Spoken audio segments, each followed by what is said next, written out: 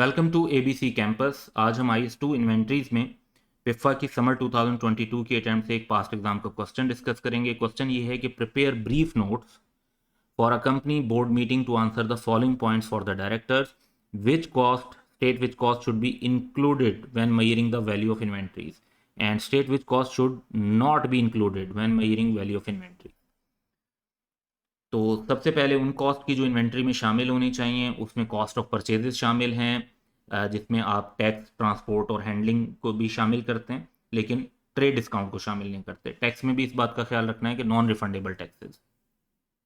फिर cost of conversion, जिसमें fixed और वेरिएबल ओवरहेड दोनों शामिल होंगे, और ऐसी मजीद कॉस्ट भी जो डायरेक्ट कॉस्ट कहलाती हैं to bring the inventories to their present location and condition, वो भी शामिल होंगी।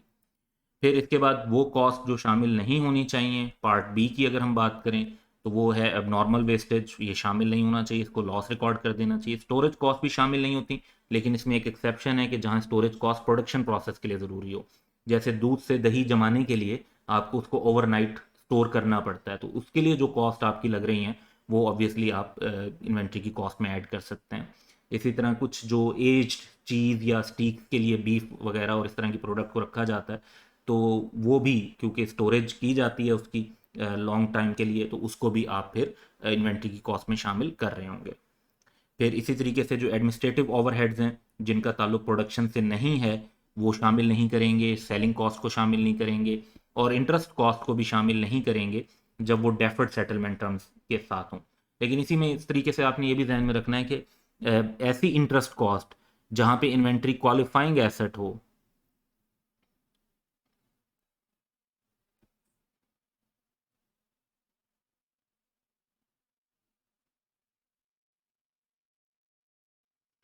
उसको आप शामिल कर सकते हैं। That's all for today.